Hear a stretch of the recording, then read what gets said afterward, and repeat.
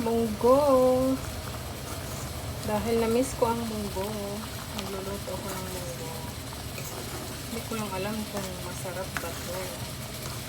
Nilalagyan ko siya ng pritong isda.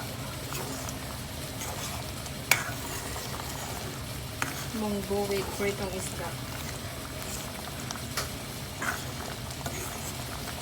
Ayan, malapit na siyang maluto. Ayan guys, final ano natin, sangkap. May nagsabi sa akin na masarap daw dito pag ano, may chicharon. Nung natikman ko, ang sarap pala pag may chicharon. Ay!